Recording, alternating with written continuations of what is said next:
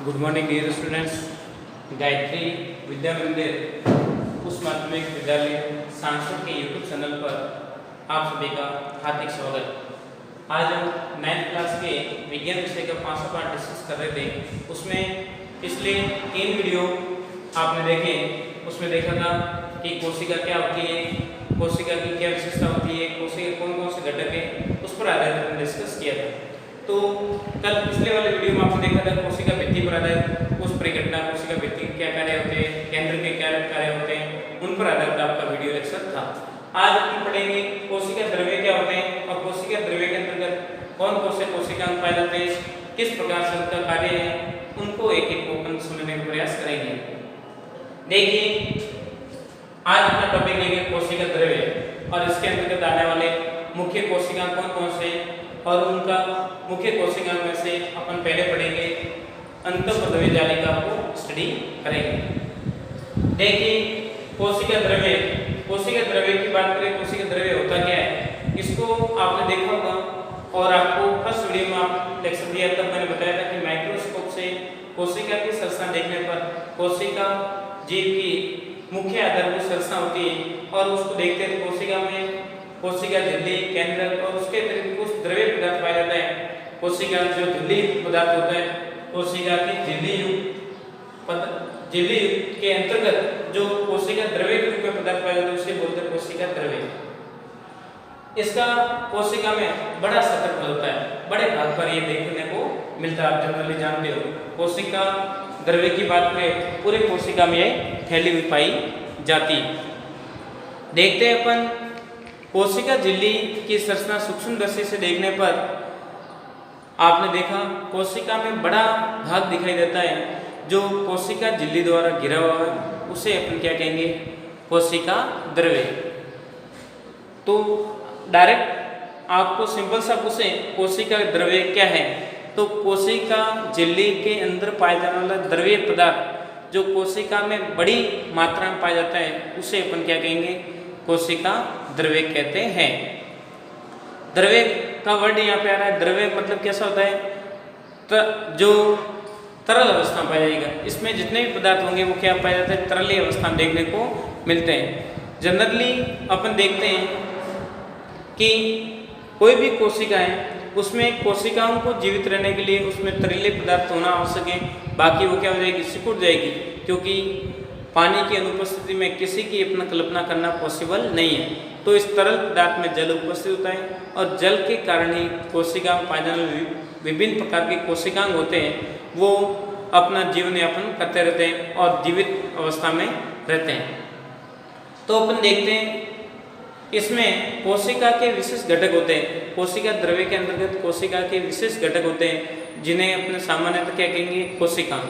क्या कहेंगे, कोशिका में पाए जाने वाले अंग क्या कहेंगे, कोशिकांग। तथा ये सभी कोशिकांग झिल्ली युक्त होते हैं। जितने भी कोशिकांग होते हैं वो सार क्या होते हैं, झिल्ली युक्त देखेंगे। अपन देखते हैं कोशिका द्रव्य तथा केंद्र दोनों को मिलाते हैं तब आपके क्या किसका निर्माण होता है, जीव द्रव्य का निर्माण होता है।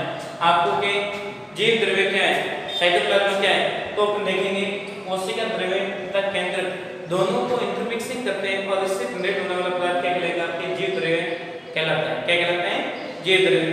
तो दिमाग में जो सामान्य मैंने बात बताई उसको आप दिमाग में रखो, पढ़िए, कहाँ पे कोई कंफ्यूज वापस पूछना।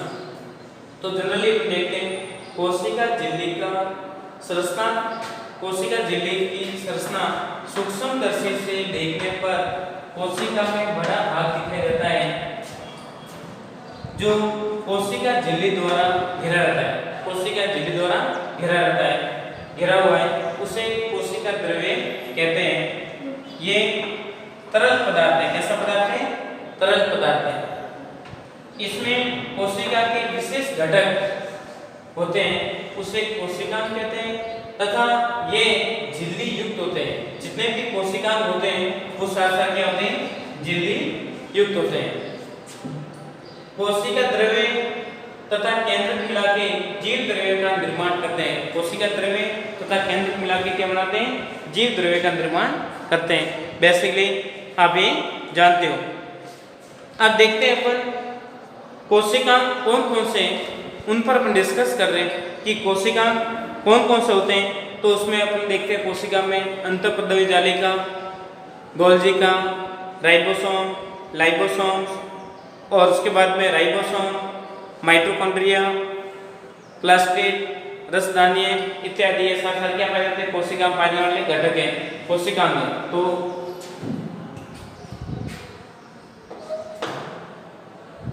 मुख्य कोशिका निम्न कौन कौन से, अंतःद्रव्य जालिका,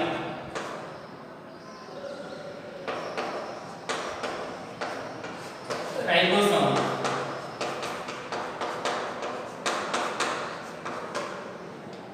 राइबोसोम, उसके बाद में देखते हैं अपन गोल्जिका,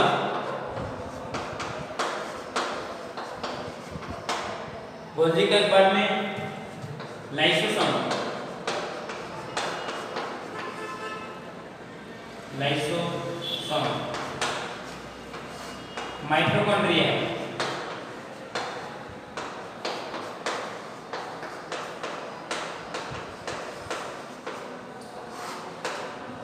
रसधानी है,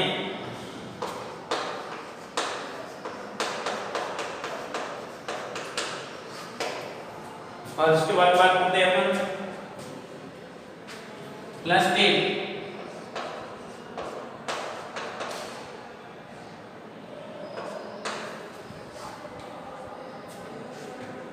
प्लास्टिड और कई प्रकार के वर्णक ये कोशिकांग के क्या होते हैं, पार्ट होते हैं। ये क्या होते हैं, कोशिकांग के पार्ट प्लास्टिड के नाम से भी।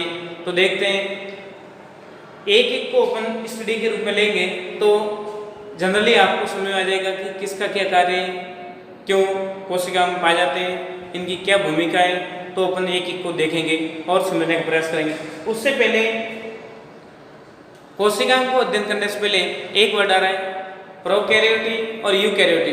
उस पर आधारित मैंने कल भी थोड़ा बहुत डिस्कस करके बताया था और आज उसको व्यवस्थित रूप से पूर्ण रूप से अंतर के रूप में अपन आइडेंटिफाई करेंगे कि उनमें क्या क्या अंतर पाया जाता है, जिसके आधार पर अपन प्रोकैरियोटी और यूकैरियोटी जीवों में आइडेंटिफाई करते हैं।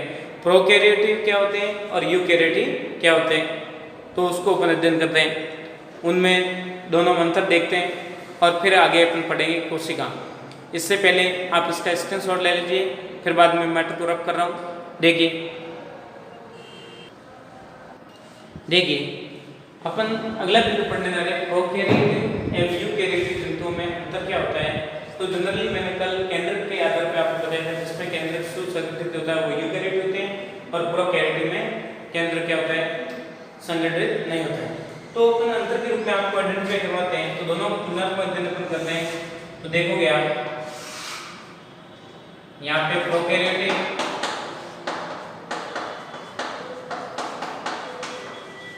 और इस साइड में हो गया यूकैरियोटिक।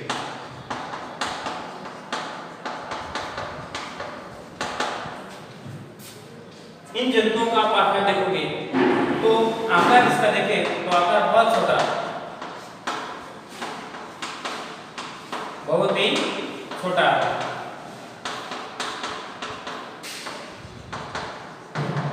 कितना 1 से 10 मिली माइक्रोमीटर होता है। कितना होता है, माइक्रोमीटर के रूप में इनका आकार होता है कि माइक्रोमीटर कितना होता है, दूरी का बहुत छोटा सा मात्रक होता है, जिसमें आप देखोगे एक माइक्रोमीटर की वैल्यू होती है, 1 माइक्रोमीटर बराबर होता है 10 की घात -6 मीटर के बराबर होता है। कितना छोटा होता है कि 1 मीटर में 10 लाख का भाग देंगे तब जाके इसकी वैल्यू मिलती है। तो इतना आकार इनका क्या होता है, बहुत छोटे आकार का होते हैं। जबकि ये यूकैरियोटिक जनरल जंतु होते हैं वो क्या होते हैं, आकार में बड़े होते हैं, आकार बड़ा होता है। दिमाग बात रहेगी। जनरली अपन फाइंड आउट करते हैं तो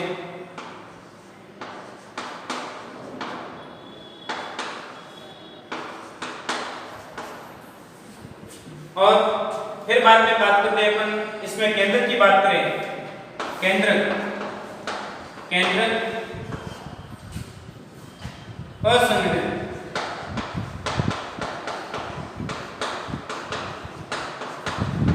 केंद्रक असंगठित होता है, जबकि इसमें केंद्र क्या होता है, सुसंगठित केंद्र पाया जाता है। केंद्रक सुसंगठित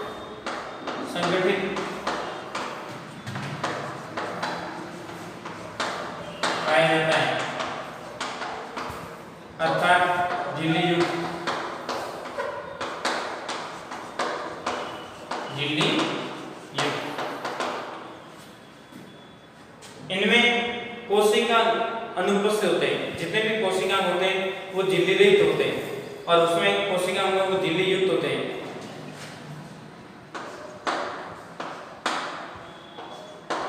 कोशिका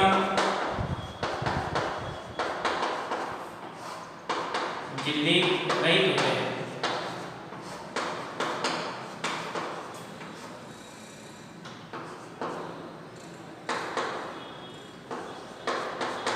कोशिका झिल्ली युक्त होते हैं।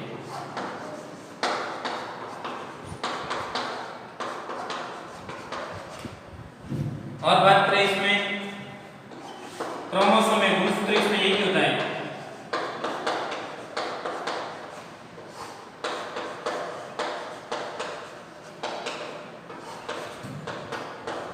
एक, जबकि इसमें गुणसूत्र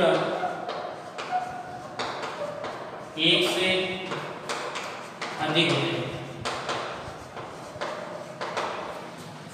तो ये जनरली आपने अंतर देखा। कल और लिखो मैंने बताया था प्रोकैरियोटिक और यूकैरियोटिक आधारित केंद्र पर आधारित सिंपल सब वर्ड हो जाएगा। प्रोकैरियोटिक ऐसे जंतु होते हैं जिनमें केंद्र सुसंगठित नहीं होता है, जबकि इसमें सुसंगठित केंद्र पाया जाता है। इतना बताया था, परंतु अंतर के रूप में आपको कल स्पेसिफाई करके मैंने आपको रिप्रेजेंट किया। अब देखते हैं, जैसे इसका एक उदाहरण लेते हैं। जितने भी पैरामीटर जैसे जीवाणु होते हैं ना, जीवाणु या बैक्टीरिया, तो बैक्टीरिया इस प्रकार से होता है।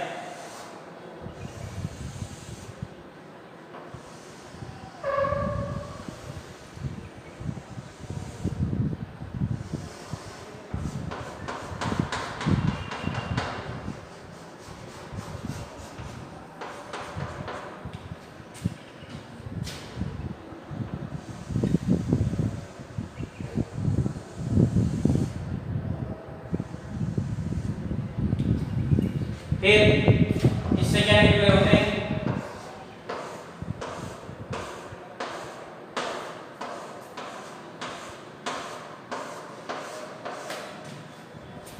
इस प्रकार के इसके क्या होते हैं, अपन के सब टाइप होते हैं, एंड है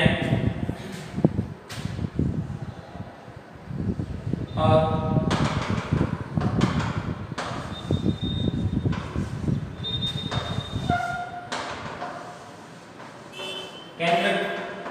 झिल्ली रहित होता है। केंद्र होता है झिल्ली रहित होता है, और इसमें क्या रहता है, कोशिका अंतर होते जाने का एक पैरामीटर देखने को आपको मिलता है।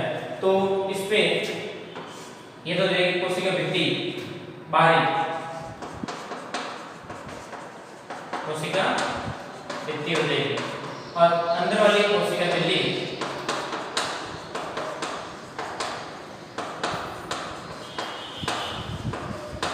जो अंदर ये पाया जाता है, ये हो जाएगा आपकी क्या, कोशिका द्रव्य,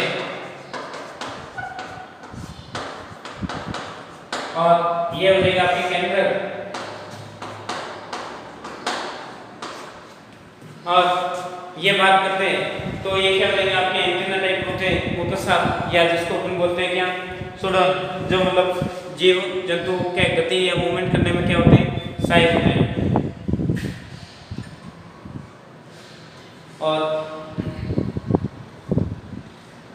इसको अपन क्या बोलते हैं, प्रसाद डायरेक्ट नाम डाल देते हैं, प्रसाद या रॉन्ग, सिंपल सा।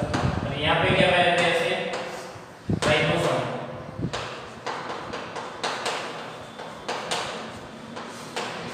और ये हो जाएगा आपके अंतर्द्रव्यी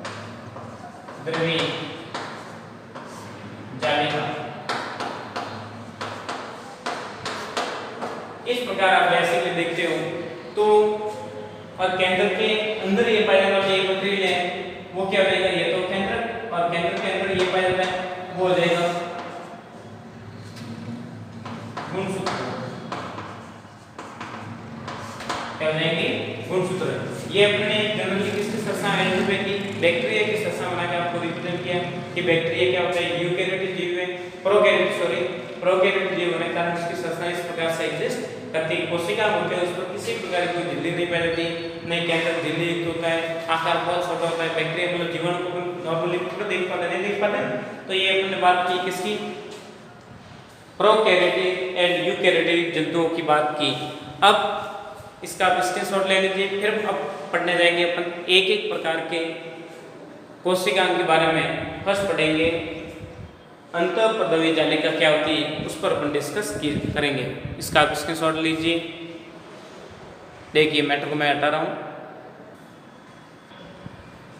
देखोगे आप अंतःद्रवी जालिका क्या होती है। एंडोरेक्टिकुलम, एंडो मतलब अंत और रेक्टिकुलम का मतलब जालिका, रेक्टिकुलम मतलब जालिका के रूप में आपके एग्जिस्ट करता है।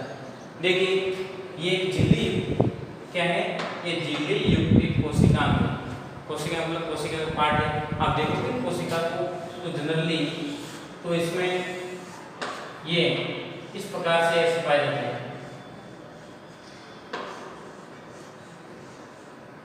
ऐसे कोशिका बहुत स्थान पे ऐसे पाए जाते हैं। इस प्रकार की संरचना आपको देखने को मिलती है। तो ये गोलाकार भी हो सकते हैं, नली के आकार में भी हो सकते हैं, या आयताकार थैले जैसे भी हो सकते हैं, कैसे भी संरचना में एग्जिस्ट कर सकते हैं।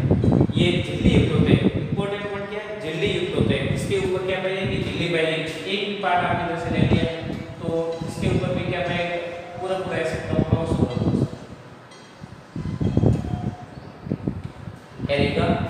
कवच बना हुआ रहता है, झिल्ली युक्त होते हैं।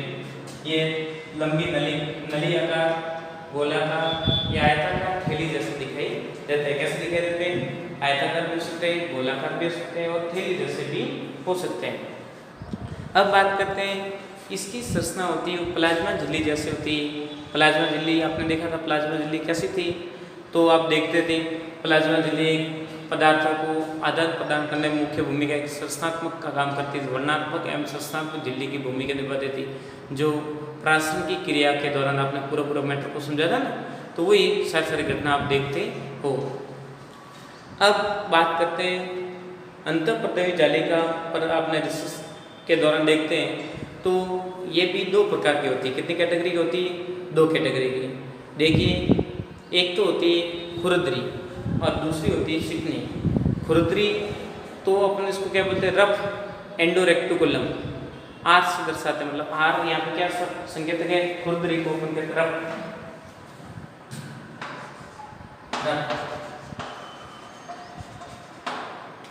रफ एंडोरेक्टिकुलम खुरदरी होती है। खुरदरी होने के कारण क्या इसकी सतह होती है ना, वहां पे क्या पाया जाता है, ऐसे दाने दर्शा होती है। क्या होते हैं, ऐसे बिन पाए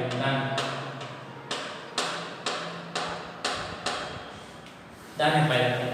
दाने वही क्या, दाने क्या संकेतक है, राइबोसोम को निरूपित कर रहे हैं। ये दाने होते हैं ना राइबोसोम,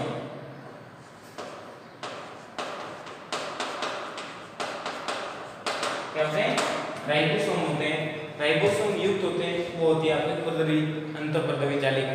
और इसका विशेष कार्य होगा प्रोटीन को संश्लेषण करना। प्रोटीन को क्या करना, संश्लेषित करने का काम करती है। आपको इम्पोर्टेंट वर्ड है कि खुरदरी अंतःप्रद्रवी जालिका में किसका संश्लेषण होता है, तो आप क्या याद रखोगे, किसका संश्लेषण होता है, प्रोटीन। किसका, प्रोटीन का। और चिकनी अंतःप्रद्रवी जालिका, दूसरी कौन सी, चिकनी अंतःप्रद्रवी जालिका, जिसको अपन बोलते हैं स्मूथ। स्मूथ मतलब एकदम स्मूथ, मतलब कहते हैं सॉफ्ट या चिकना स्मूथ। तो स्मूथ एंडोरेक्टिकुलम, तो देखते हैं चिकनी अंतःप्रद्रवी जालिका, इसमें क्या होते हैं, जो वसई कण होते हैं, क्या होते हैं, वसा। और ये एंडो जो से डॉट पर दिखते हैं ना, वो राइबोसोम यहाँ पे नहीं होते हैं, राइबोसोम रहित होते हैं। इसको अपन कह सकते हैं राइबोसोम इसमें राइबोसोम नहीं पाए जाते, राइबोसोम रहित होती है और चिकनी होने के कारण इसमें वसा कण पाए जाते हैं। क्या कहते हैं? वसा पाई जाती है। वसा की पूरी परत होगी, जो एक पार्ट इसमें से आपने ले लिया बोला था, तो इसमें क्या पाया जाएगी? एकदम वसा की लेयर है। जैसे अपने तेल की बूंद को देखा होगा, उसके ऊपर पूरी तेल की बूंद की सतह क्या होती है? फैली रहती है, तेल की बूंद की तरह। तो उसी कारण क्या होता है? एकदम चिकनी होती है, स्मूथ होती है, स्मूथ वसा युक्त होती है। और इसका मुख्य कार्य होता है वसा का संश्लेषण करना, या जितने भी प्रकार की मेडिसिन आप यूज करते हैं उसको अपघटित करना, वो उसमें इसकी विशेष भूमिका रहती है। किसकी? SER। तो आपको दिमाग में रहे, शॉर्ट में आपको 1 नंबर में प्रश्न पूछा जा सकता है कि अंतःपद्रवी जालिका पर नोट्स लिखो, तो आपको इतना मैटर मैंने अपने है उसको आपको रिप्रेजेंट करके देना है। अगला बिंदु आप देख रहे हो, प्रोटीन व वसा एंजाइम व हार्मोन की तरह कार्य करते हैं। जो अंतःपद्रवी जालिका में प्रोटीन व वसा पाई जाती है वह एक एंजाइम व हार्मोन का कार्य करते हैं। एंजाइम क्या होते हैं, हार्मोन क्या होते हैं, इसके बारे में अपना डिटेल अगले पार्ट में जरूर अपन स्टडी करेंगे। अगला बिंदु आप देख रहे हो, ये सदैव जालिका एक तंत्र का निर्माण करती है। पूरा क्या बनाएगी? एक कोशिका में तंत्र का निर्माण करने में मुख्य भूमिका निभाती है। पूरा क्या बनाएगी? तंत्र बना देती है। और एक वर्ड आपके इम्पोर्टेंट यहाँ पे आ रहा है, एक सेंटेंस कि ASR होती है या चिकनी अंतःपद्रवी जालिका होती है, वो विष व दवा को निराविष्करण करने में मुख्य भूमिका निभाने का कार्य करती है। तो आप वेरी इंपॉर्टेंट सेंटेंस है ASR कोशिका में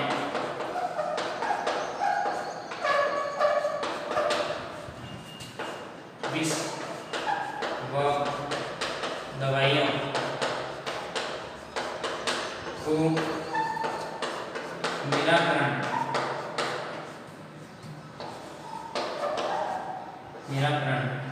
या निष्करण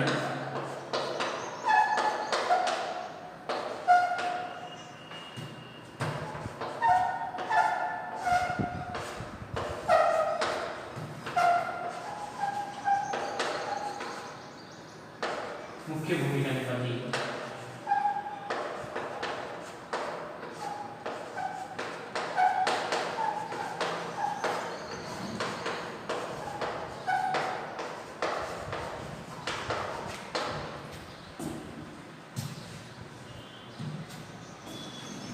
जो ASR है, जो चिकनी अंतःपद्रवी जालिका है, इसका विशेष कार्य है कि कोशिका में कोई मान लो जहरीला पदार्थ आ गया या जहर बन गया, या आपने कोई दवाई खाई और वो दवा रिएक्शन कर रही है, तो उसको न्यूट्रलाइज करने या निराकरण उसका कैसे करना है, तो निराकरण करने या निष्क्रिय करने में इसकी विशेष भूमिका रहती है। बॉडी में एंटीबॉडी का काम करने की विशेष किसका रोल रहता है? आपके ASR। तो ये आपने देखा ASR क्या है और RER क्या है, ER डायरेक्ट ये क्या है। तो इनके बारे में शॉर्ट में आपको पूछें तो आपको दिमाग बात रहे किस प्रकार से किसका क्या कार्य रहता है, उसको व्यवस्थित रूप से आपको समझ में आ जाना चाहिए। एक बार मैं पुनः अंतःपद्रवी जालिका को आपको रेड करवा रहा हूँ, फिर बाद में इसका आप एक बार स्क्रीनशॉट ले लेना, फिर अपना अगला बिंदु आएगा वो आएगा अपने कोशिका को अपन अगले वीडियो में डिस्कस करेंगे। देखिए एक बार इसको पढ़ रहे हैं, ये झिल्ली युक्त कोशिका में ये लंबी नलिकाकार गोलाकार आयताकार थैली जैसी दिखाई देती है। संरचना प्लाज्मा झिल्ली जैसी होती है और ये 2 प्रकार की होती है। खुरदरी को अपन बोलते हैं रक्त एंडोरेटिकुलम, या खुरदरी होने का कारण क्या है? कारण इसमें राइबोसोम पाए जाते हैं। पार्ट स्थान पे क्या कहते हैं? राइबोसोम पाए जाते हैं। राइबोसोम युक्त होते हैं और जो प्रोटीन संश्लेषण का कार्य करते हैं, इसलिए इसको बोलते हैं खुरदरी। और दूसरी होती है चिकनी स्मूथ एंडोरेटिकुलम, वसा युक्त होती है और वसा का संश्लेषण करने में अपनी भूमिका निभाती है। प्रोटीन एवं वसा एंजाइम और हार्मोन की तरह कार्य करते हैं। प्रोटीन और वसा क्या होते हैं? एंजाइम और हार्मोन की तरह कोशिका में कार्य करते हैं। सदैव जालिका एक तंत्र का निर्माण करती है। ये ऐसा कोशिका में विष व दवाइयों को निराकरण या निष्क्रिय करने में मुख्य भूमिका प्रदान करती है। तो इस प्रकार से आज का टॉपिक आपने पढ़ा कोशिका द्रव्य के अंतर्गत फर्स्ट बिंदु आपने पढ़ा है कोशिका में अंतःपटवीय जालिका। घर पे बैठ के इसके नोट्स बनाइए, कोई कंफ्यूजन हो तो वापस डायरेक्ट इनडायरेक्ट शोषित करें ताकि उस पर अपन डिस्कस कर सकें। और घर पे रहिए, सुरक्षित रहिए, अपना ध्यान रखें। जो अभी तक गायत्री विद्या मंदिर यूट्यूब चैनल को आपने सब्सक्राइब नहीं किया है तो सब्सक्राइब करें, लाइक करें, शेयर कीजिए, पढ़ाई करते रहिए। थैंक यू, धन्यवाद।